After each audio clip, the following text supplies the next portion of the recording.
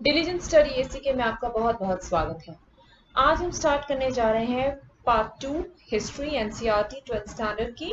और हमारा पहला चैप्टर है through the eyes of travellers. अब इस चैप्टर में बेसिकली बात हो रही है कुछ ऐसे ट्रैवलर्स की। बहुत से ट्रैवलर्स में से 3 चूज किए हैं इस चैप्टर में और उनके वर्क पे और उनके एक्सपीरियंसेस पे, जिसकी वजह से उस टाइम पे लोगों को काफी नॉलेज मिलती है आगे पीछे की सोसाइटी के बारे में, कल्चर के बारे में, ट्रेडिशंस के बारे में, मैथमेटिक्स, एस्ट्रोनॉमी, एस्ट्रोलॉजी, अलग अलग जगहों पे क्या ग्रोथ हो रही थी इन अगले अलग अलग फील्ड्स में। मान लो केमिस्ट्री में कोई डेवलपमेंट एक पर्टिकुलर रीजन में हुई तो उसकी इंफॉर्मेशन इंडिया में, और इंडिया में जो डेवलपमेंट्स हुई उसकी इंफॉर्मेशन दूसरी कंट्रीज में। Through these writings, in travellers के रिटन रिकॉर्ड्स, एक्सपीरियंसेस, इनकी वजह से ही ये चीजें, ये नॉलेज थोड़ी सी स्प्रेड हुई थी। तो हम इन्हें क्यों पढ़ते हैं? आज अगर आप देखो हमारे पास है इंटरनेट, हम 2 मिनट में सर्च करते हैं और हमें इंफॉर्मेशन कहीं की भी पता चल जाती है, एक छोटी सी इंफॉर्मेशन। अब देखो अलग अलग कंट्रीज में बहुत सी ऐसे स्ट्राइकिंग, बहुत सी ऐसी डिफरेंट चीजें होती है जो हमें हैरान कर देने वाली होती है। अब आप जानते हैं इंडिया में डाउरी सिस्टम है, ठीक है। डाउरी सिस्टम क्या है मुझे किसी को बताने की जरूरी नहीं, मतलब डाउरी सिस्टम इंडिया में बैंड है, बट कभी कभी हम फिर भी ऐसे केसेस सुन लेते हैं जिसमें डाउरी की डिमांड अनफॉर्चुनेटली की जाती है। ये जो मैं आपको पिक्चर दिखा रही हूँ ये चाइना के एक प्रोविंस शैंडोंग प्रोविंस की है, और इसकी एक खबर आई थी। इसमें एक बार एक आदमी ने शिकायत की थी कि मुझे अपने लिए दुल्हन खोजने के लिए, अच्छी दुल्हन ढूंढने के लिए 4 लाख रुपए देने पड़े। इसका मतलब ये था कि ये ब्राइड प्राइस थी, मतलब एक अच्छे वधू के लिए, ठीक है। यहाँ पे होता है ना, एक अच्छे वर्ग के लिए आपको अच्छी खासी रकम देनी पड़ती है, एक डाउरी का इंतजाम करते थे पहले जमाने में कि बेटी पैदा हुई है तो उसके लिए पैसे का इंतजाम कर रहे हैं। तो शैंडोंग प्रोविंस से ये न्यूज आई थी। कब आई थी? 2012 में 25 अप्रैल को द हिंदू न्यूज़पेपर का अगर आप आर्टिकल ये देखें, आर्टिकल का नाम है dowry pours cold water on Chinese men's hopes. Chinese आदमी को अब डाउरी देनी पड़ती थी एक अच्छी खासी, मतलब एक अच्छी जगह शादी करने के लिए। जितनी बड़ी आपकी रकम होगी, जितनी ज्यादा आपकी डाउरी होगी लड़की को देने के लिए, आपको उतनी अच्छी आपकी फैमिली में आपका रिश्ता होगा। अब बड़ी अनोखी बात ये लगी। हालांकि इसके पीछे की कहानी ये है कि जैसे इंडिया में ये जनरल एक मान्यता है कि भाई एक male child is always preferable, मतलब काफी सारी जो कह सकते हैं आप बैकवर्ड कह लीजिए, पिछड़ी सोच वाले लोग जो हैं, पिछड़ी सोच वाले लोगों की जैसे एक मान्यता है कि हमें एक मेल चाइल्ड चाहिए, फीमेल नहीं। और कई जगह हमने जैसे पहले सुनते भी थे केसेस की फीमेल, मतलब गर्ल चाइल्ड हुई तो उसको मार दिया।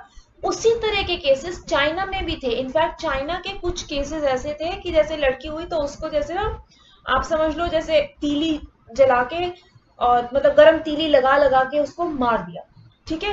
With the belief, with the belief कि उसकी आत्मा, उसकी सोल, ये मैं आपको चाइना की स्टोरी बता रही हूँ, विद द बिलीफ कि उसकी आत्मा डर के मारे दोबारा एक फीमेल चाइल्ड के शरीर में नहीं हो आएगी। मतलब डर के मारे वो आत्मा अब एक लड़के का रूप लेके ही जन्म लेगी, लड़की का रूप लेके जन्म नहीं लेगी। इस तरीके से उन्होंने अपनी कई बेटियों को मारा हुआ है, चाइना की बात है। और इस चक्कर में जो मेल की प्रेफरेंस, मतलब प्रेफरेंस ऑफ मेल चाइल्ड जो होती थी चाइना के शैंडोंग प्रोविंस में, यहाँ पे ये केस उभर के आया। उस चक्कर में लड़कियों की जो है, मतलब लड़कियां जो हो गई वो कम हो गई, लड़के बहुत ज्यादा हो गए। तो शादी की एज में जब पहुंचते थे लड़के तो उनको अपने मैच की कोई मिलती नहीं थी। तो फिर वहां पे ये डाउरी सिस्टम शुरू हुआ जिसमें लड़कियों के घर वालों को प्राइस देनी पड़ती थी, एक अच्छी, मतलब एक अच्छी खासी अमाउंट देनी पड़ती थी, ठीक है। अब आज ये तो हमें न्यूज़पेपर से मिल गया, एक रिटन रिकॉर्ड। ये चाइना के न्यूज़पेपर द ग्लोबल टाइम्स ने भी पब्लिश किया कभी। इंडिया में द हिंदू न्यूज़पेपर के थ्रू हमें ये मिली, एक खबर मिली, ठीक है। अब आज तो हमें न्यूज़पेपर मिल गई, इंटरनेट हम का हमारे पास एक्सेस है, लेकिन उस टाइम पे किसी और जगह की खबर अगर हमें पता करनी हो तो हमें कहाँ से मिलती थी? यही ट्रैवलर्स थे, यही कुछ क्यूरियस, कुछ जिज्ञासु लोग थे जो एक जगह से उठ के दूसरी जगह जाते थे, या फिर आप कह लीजिए जो बड़े इंटेलिजेंट और बड़े आप कह लीजिए काबिल लोग थे, बड़े टैलेंटेड लोग थे, जो अलग अलग जगहों पे, जो विद्वान लोग थे जिनको अलग अलग जगह जाके पढ़ने लिखने का मौका मिलता था। जैसे एक ये शख्सियत हमारे सामने है अल बिरूनी। इनका जन्म हुआ था ख्वारिज़्म में, जो अभी फिलहाल उज्बेकिस्तान में है। ये उज्बेकिस्तान का एक, मैंने विलेज की एक फोटो लगाई है, देखिए ये उज्बेकिस्तान का एक विलेज है, ठीक है। अब उज्बेकिस्तान की इनकी पैदाइश है और इन्हें काफी सारी, और ये मतलब तकरीबन 40 साल के थे तब इनको मतलब गजनी लाया गया था। कैसे लाया था वो भी हम बात करते हैं। इन्हें काफी सारी भाषाओं की जानकारी थी, सीरियक, अरेबिक, पर्शियन, पर्शियन कहाँ की, ईरान की, हेब्रू, हेब्रू हमारी जो ऑफिशियल लैंग्वेज है इजराइल की, और संस्कृत बताने की जरूरत नहीं, संस्कृत कहाँ की, ठीक है। संस्कृत इन्होंने लेकिन तब की है, जानी है, जब ये कैप्चर हुए उज्बेकिस्तान से, इन्हें गजनी लाया गया यानी कि अफगानिस्तान लाया गया, और अफगानिस्तान से इन्हें इंडिया में घूमने का जब मौका मिला, तब जब इनकी इंटरेक्शन लोकल लोगों से, ब्राह्मणों से, साधु संतों से, संस्कृत के विद्वान पंडितों से हुई, आम जनता से हुई, जब इनकी इंटरेक्शन हुई वहां पे, तब इन्होंने काफी सारी, मतलब इन्होंने संस्कृत सीख के काफी सारे इंडियन लिटरेचर को भी अरेबिक में ट्रांसलेट किया। काफी सारी पाली, प्राकृत, इन सब की जो इनको अच्छा खासा पता था। काफी सारे संस्कृत, पाली, प्राकृत के जो वर्क थे वो ऑलरेडी अरेबिक में मतलब ट्रांसलेट किए जा चुके थे, बट ये उसे और इम्प्रूव करना चाहते थे। ये काफी इंटेलिजेंट, काफी इधर मतलब ये काफी इन्होंने आगे पीछे काफी घूमा था। इनके जो रिकॉर्ड्स हैं उनमें आपको मिलेगा सहारा डेजर्ट से लेके वोल्गा रिवर तक की कुछ आपको इंफॉर्मेशन मिलती जाएगी। और ये जो थे इनके मतलब हमें, हालांकि इनका जो यात्रा कार्यक्रम है ये सारा पता नहीं है, इसका मतलब ज्यादा पता नहीं है, लेकिन जो इनका ट्रैवल लिटरेचर था वो बहुत ज्यादा अरबी, मतलब अरबी में जब अरेबिक लिटरेचर में उसे एक्सेप्ट कर लिया गया था, जब इन्होंने मतलब लिखा, मतलब इनकी जो रिटर्न होती थी वो काफी एक्सेप्टेबल होती थी, इनके जो राइटिंग्स थी। और ये जो लिटरेचर था, इन्होंने इसमें सहारा डेजर्ट की भी बात की हुई है, और रिवर वोल्गा तक की जो जमीन है, मतलब उससे रिलेटेड जो इनके एक्सपीरियंसेस, जो इन्होंने इंफॉर्मेशन की है, उस पे इन्होंने बात की है। इंडिया में जो इन्होंने बात की है, जो इंडिया की इन्होंने बात की है, वो की है किताबुल हिंद में, उसे हम अभी अगली स्लाइड में पढ़ेंगे, ठीक है। अब अकबरूनी जो थे इतनी, मतलब अब जहां जहां ये गए, मान लो ये सहारा डेजर्ट वाले की तरफ गए, या अफगानिस्तान या ईरान या कहीं भी गए, तो इन्होंने कुछ ना कुछ वहां गेन किया, कुछ टाइम वक्त बिताया, कुछ सीखा, कुछ पढ़ा, फिर किताब लिखी, और उस किताब के थ्रू इन्होंने उस नॉलेज को स्प्रेड किया, ठीक है। और इन्हें बहुत ही अच्छी खासी नॉलेज थी मैथमेटिक्स की, आप कह लीजिए, आप इनको एस्ट्रोनॉमी में काफी इंटरेस्ट रहा।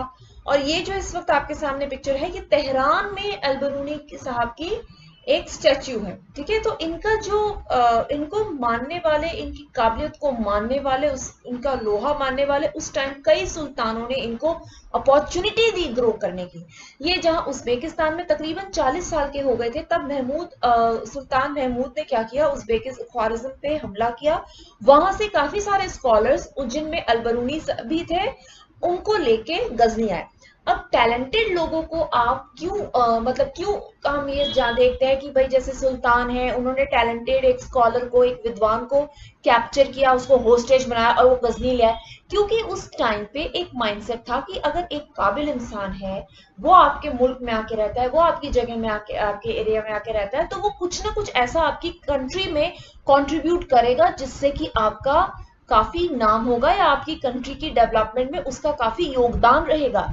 इसी वजह से जो भी इंटेलिजेंट स्कॉलर, या आप कह लीजिए बहुत ही खास जिनके अंदर काफी खास कुछ मतलब काबिल लोग जो होते थे, वो प्रेफर करते थे कि वो उन्हें लेकर उनको मारे ना, उनको लेके अपने कंट्री में लाएं और वो उनकी कंट्री में कंट्रीब्यूट करें। यहाँ पे जब महमूद ऑफ गजनी ने थोड़ा इंडिया में कुछ इन्वेजन्स की, और जब पंजाब अपने कंट्रोल में लिया, तब इनको मौका मिला पंजाब में भी कुछ टाइम स्पेंड करने का। जब गजनविद एम्पायर का जो है पंजाब पार्ट बना, तो लोकल पॉपुलेशन के साथ इनका भी थोड़ा सा इंटरेक्शन होने लगा, और यहाँ से इनके मतलब आप कह लीजिए इन्होंने मतलब संस्कृत की तरफ इनका थोड़ा सा सीखने की तरफ इनका रुझान हुआ। इनकी जो किताब है किताबुल हिंद, इन्होंने लिखी अरबी में है, 80 चैप्टर्स हैं, बहुत डिफरेंट सब्जेक्ट्स हैं, रिलीजन पे, फिलोसफी पे, फेस्टिवल्स इंडिया में क्या होते हैं, इंडिया का कंसेप्ट ऑफ एस्ट्रोनॉमी क्या है, chemistry, mannerisms, customs, social life, weights, measurements. Weights and measurements देखो, अगर इसको में होता ये है कि जैसे आप एक छोटी सी बात ले लो, हिंदुस्तान में बच्चा पैदा होता है तो बच्चे का वजन कितना है जन्म के टाइम पे वो देखते हैं कि केजी में कितना है। यूके में बच्चा पैदा होगा तो कितने पाउंड का है। अब ये जो मेजरमेंट्स हैं ये थोड़ा सा मतलब ये जो वेट करने का तरीका है, इनकी यूनिट्स तो डिफरेंट है, तो वो हर कंट्री की डिफरेंट होती है। इनफैक्ट फ्रेंच रेवोल्यूशन अगर आपने पढ़ा हो तो फ्रेंच रेवोल्यूशन के टाइम पे जो फ्रांस था उसमें हर एक डिस्ट्रिक्ट में अलग तरीके का वेट्स एंड मेजरमेंट्स होता था। ठीक है, तो ये इसकी बारे में डिटेल्स इन्होंने दी हुई है इंडिया की, कि इंडिया में वेट्स एंड मेजरमेंट्स क्या है उस टाइम पे, थोड़ा सा मतलब क्या है वो डिटेल्स दी हुई है, क्योंकि हर कंट्री में बहुत डिफरेंट मतलब वे होता है करने का। जनरली क्या होता है, इनका हर चैप्टर एक सवाल से शुरू होता है, फिर उसकी डिस्क्रिप्शन होती है जनरली। ठीक है, और फैमिलियर ये किस चीज से थे, ये अडेप्टेड संस्कृत, पाली एंड प्राकृत की जो टेक्स्ट ट्रांसलेट हुई है वो अरेबिक में थी, and he was very critical about those text and wanted to improve them. ठीक है, अब जो भी ये टेक्स्ट हुए थे इनकी अब ये कौन कौन से संस्कृत, पाली और प्राकृत टेक्स्ट थे, ये बेसिकली जो स्टोरी से लेके एस्ट्रोनॉमी या मेडिसिन, जिस तरीके के इंपॉर्टेंट काम हुए होंगे ना संस्कृत, पाली, प्राकृत टेक्स्ट में, उनका अरेबिक में ट्रांसलेशन उनकी बात कर रहे थे। ठीक है, बहुत पढ़े लिखे, बहुत ही ज्यादा आप कह लीजिए, बहुत ही मतलब काफी सारे फील्ड्स में इन्होंने महारत हासिल की थी। तो यहाँ तक तो हमने इनकी सिर्फ एक इंट्रोडक्शन ही पढ़ी है। आगे हम चलते हैं कि इन्होंने मतलब इनको क्या क्या परेशानियां आई। देखो क्या होता है कि अगर देखो बुद्धिज्म, जैनिज्म, ब्राह्मणिक ट्रेडिशंस, ठीक है, हमने पार्ट 1 में अच्छे से किया। हमें ये पता है कि बेशक ये 3 अलग अलग रिलीजन्स की मैंने बात की है, लेकिन फिर भी इनमें कुछ सिमिलैरिटी है। ठीक है, अब लेकिन जो इस्लाम धर्म है वो काफी अलग है। अब आप समझ लीजिए कि इस्लाम के धर्म के लोग और हिंदुस्तानी लोग जब फर्स्ट टाइम क्या, अगर जो इनको इनिशियली अगर आप इनका को देखें तो बहुत डिफरेंट है। मतलब संस्कृत अरबी भाषा से बहुत डिफरेंट है, पर्शियन भाषा से बहुत डिफरेंट है, बहुत अलग है। बहुत आसान नहीं होता इनको, मतलब बहुत आसान नहीं होता एक मतलब पर्शियन जानकार के लिए संस्कृत पढ़ना और संस्कृत जानकार के लिए पर्शियन को समझना। बहुत अलग भाषाएं हैं, बहुत ही अलग तौर तरीके हैं, बहुत अलग रिलीजियस बिलीव्स हैं, प्रैक्टिसेस हैं। और इसमें हुआ क्या, इनको कुछ बैरियर्स इनको लगे कि भाई मतलब आप ये इंडिया है, इंडिया को ये जानना चाहते हैं। ठीक है, अब इंडिया में इनको क्या क्या परेशानियां आई, मतलब बैरियर्स क्या थे इनको समझने में, इनकी अंडरस्टैंडिंग के लिए, क्योंकि इनको अब यहाँ पे आना है, लोगों से बात करनी है, इसकी पूरी इंफॉर्मेशन लेके इन्होंने अब कुछ इंफॉर्मेशन कलेक्ट करके उसको अब उसमें समझ लो किताब लिखनी है। अब इनको क्या परेशानी है, पहली तो बैरियर था इनका लैंग्वेज। ठीक है, क्योंकि बहुत डिफरेंट लैंग्वेज है, संस्कृत बहुत ही डिफरेंट है अरबिक से पर्शियन में, और अरबिक से पर्शियन और पर्शियन भाषा से। दूसरा बैरियर क्या था, रिलीजियस बिलीव्स और प्रैक्टिसेस, ये दूसरा बैरियर है। ठीक है, अब रिलीजियस बिलीव्स और प्रैक्टिसेस में बड़ा फर्क है। अब आप एक छोटी सी बात है, हम गुप्ता पीरियड में पहला एपिग्राफिक मतलब इंस्क्रिप्शन की फॉर्म में हमें एक एविडेंस मिलता है सती प्रथा का। ठीक है, अगर आप महाभारत पढ़ो तो माद्री का सती होना, वहां भी मतलब अगर आप माइथोलॉजिकल उसमें जाओ तो सती सिस्टम वहां पे ही वहां पे भी हमने पढ़ा हुआ है। ठीक है, अब सोचो सती प्रैक्टिसेस या कोई भी और प्रैक्टिसेस जो इंडिया में उस टाइम पे होती हैं, जैसे अश्वमेध यज्ञ हो गया, या फिर मैरिज के जो 8 प्रकार की शादियां होती है, अब ये बहुत ही डिफरेंट कॉन्सेप्ट थे एक उस इंसान के लिए जो इस कल्चर को बिल्कुल भी नहीं जानता, और उसको जानने के लिए आप समझो उसको कितनी मेहनत करनी पड़ी होगी। तो इतना जो डिफरेंस था रिलीजियस बिलीव्स में और प्रैक्टिसेस में, एक तो वो बिल्कुल मतलब जिस तरीके की उन्होंने जन्म से लेके अभी तक जिंदगी जी है या जो प्रैक्टिसेस इन्होंने की है उससे बिल्कुल पलट, ठीक है, उससे बिल्कुल पलट गया हिंदुस्तान का जो पूरा मतलब सोशल सिस्टम और कल्चर और ये सब था। आप सोचो त्योहारों में कितना फर्क है। ठीक है, अब सेल्फ एब्जॉर्प्शन एंड, अच्छा इसमें यह self absorption and consequent insularity of the local population का मतलब हो जाता है कि आप समझो कि एक तरीके से ना कि एक तरीके से कि आप जो हैं वो अपने में ही हैं, मतलब आप कुछ आप इस तरीके से समझ लीजिए जैसे जो लोकल पॉपुलेशन है वो ये समझती है कि भाई हमारे ये बिलीव्स हैं और वो इसके आगे सोच नहीं पाते।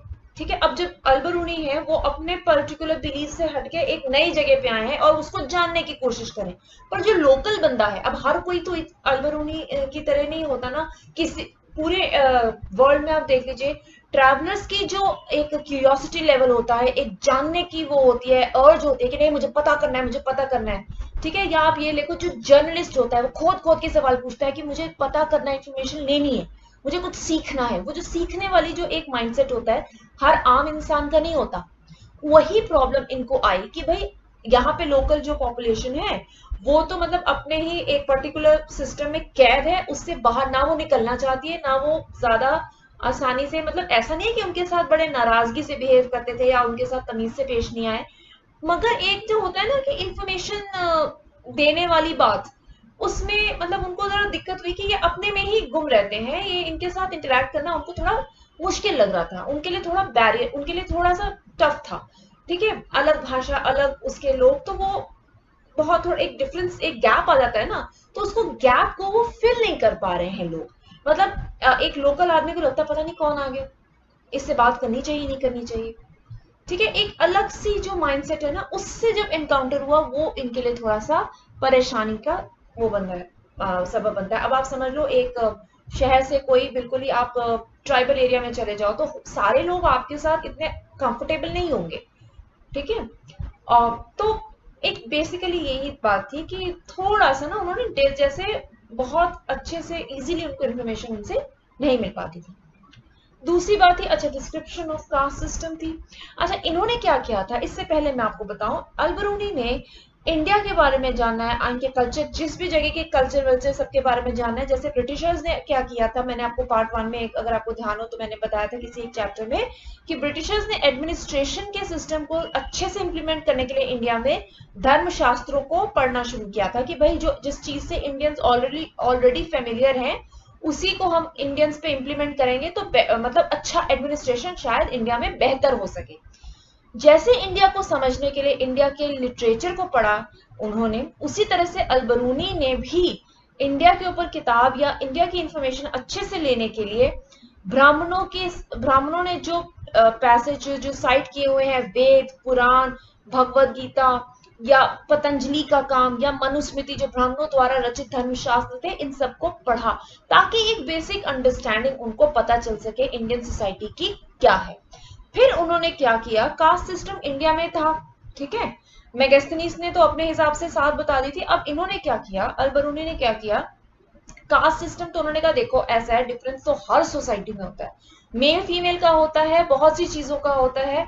अब उसकी मतलब आप हर जगह जहां जाओ वहां कोई ना कोई, जहां मतलब किसी ना किसी बेसिस पे डिफरेंसेस तो मतलब हमारी सोसाइटी में किसी ना किसी बहाने से हैं ही है।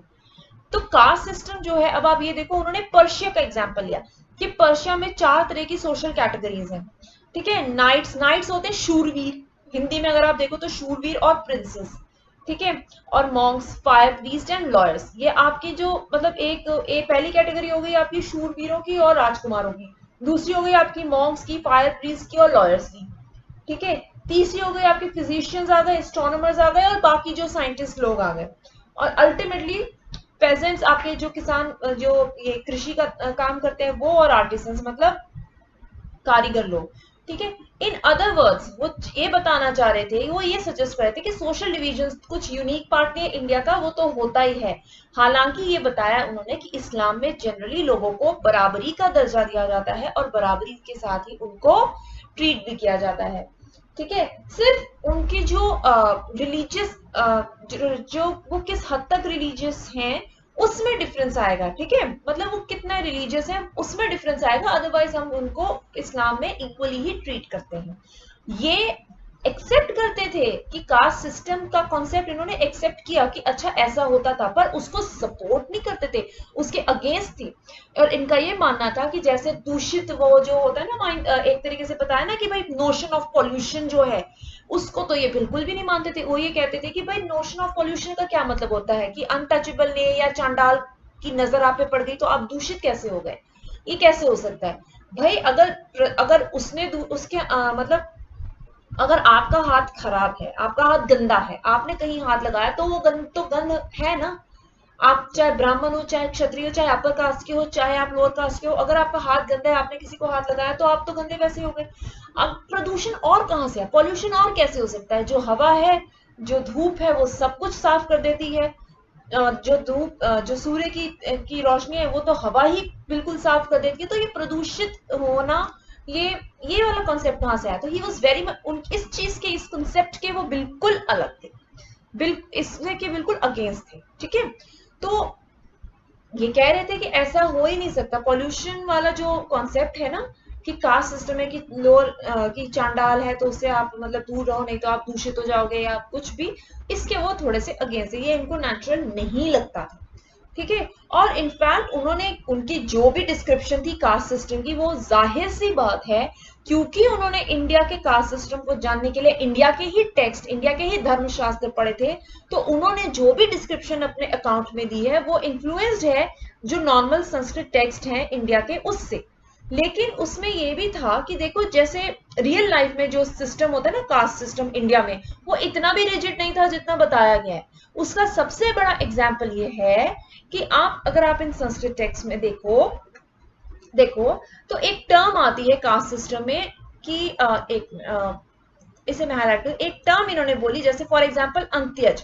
अंत्यज मतलब आप अपनी कास्ट, जो अंत्यज होता है जो बहुत लोअर बॉर्न होते हैं। अब इसमें से एक मैं एग्जांपल देती हूँ जो आप ऑलरेडी जानते हैं, वो है एक चांडाल का एग्जांपल, जो हमने बहुत डिटेल में किया हुआ है, मनुस्मृति में चांडाल के बारे में बहुत कुछ दिया हुआ है। एक होती है जिसमें धोबी आता है, वॉशरमैन आता है। ठीक है, अंत्यज के एग्जाम्पल्स दे रही हूँ। दोज हु वर कंसिडर्ड, मतलब ऑफ लो बर्थ, वॉशरमैन जो आपके कपड़े धोता है।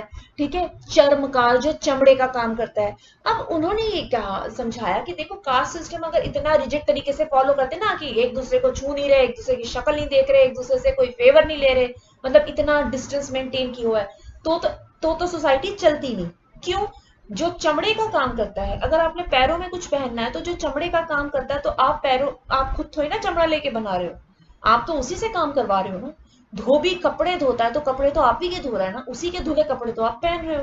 तो इसका मतलब वो इकोनॉमी में कुछ पार्टिसिपेट कर रहा है ना, उसका कंट्रीब्यूशन तो है ना सोसाइटी में भी। और इकोनॉमी में ऐसे कि भाई आपके कपड़े धो के वो आपको दे रहा है, आप उसको बदले में कुछ दे रहे हो। ठीक है, तो इस तरीके से इकोनॉमिकली अगर आप देखो तो सोसाइटी में उसका है तो सही। देखो, सोशल ऑपरेशन होना या उनको मतलब दबाव में रखना या उनको इक्वल स्टेटस नहीं देना, वो अलग चीज है। लेकिन ये अलग चीज है जो आप कह रहे हो कि वो इकोनॉमिकली तो इन्वॉल्व थे ही थे। इसीलिए इनकी ये रीडिंग है कि जितना किताबों में लिखा हुआ है उतना रिजिड फॉलो नहीं होता था caste system in real life. ठीक है, तो आज के लिए हम यही तक करेंगे। अलबरूनी को आज हमने डिस्कस करना था। आज मैंने आपके साथ किया है डिस्कस सब टॉपिक 1 और सब टॉपिक 4। ठीक है, क्योंकि वो अलबरूनी का वर्क और अलबरूनी की इंट्रोडक्शन थी, वो आज हमने कर दी है कंप्लीट। नेक्स्ट हमारा जो वीडियो अपलोड मैं करूंगी वो करूंगी इब्न बटूता की। ठीक है, उनके एडवेंचर्स, और वो एक बहुत ही अच्छे ट्रैवलर थे और बहुत ही मतलब he was like more of a, कि मतलब बहुत ही जैसे काफी क्यूरियस। वो आप अलबरूनी तो जो थे वो काफी ज्यादा मतलब उनका फील्ड थोड़ा डिफरेंट रहा। ठीक है, उनकी कंट्रीब्यूशन में ये था कि उन्होंने ट्रैवल किया अपना, काफी वर्क, उन्होंने काफी ट्रांसलेशंस की और काफी इंफॉर्मेशन स्प्रेड की। ठीक है, इधर आगे पीछे के एरियाज में काफी इंफॉर्मेशन स्प्रेड की, और उनकी जो लिखी हुई किताबें उनसे भी काफी इंफॉर्मेशन मिलती है। Ibn Battuta was more like a traveller. As a traveller उनके जो अकाउंट्स हैं वो ज्यादा कंट्रीब्यूट करते हैं हमारी उस टाइम की सोसाइटी और कल्चर को जानने में और समझने में। वो भी एक बहुत इंपॉर्टेंट ट्रैवलर है और उनकी वीडियो मैं बहुत जल्द लेके आऊंगी। तो आखिर तक बने रहने का धन्यवाद।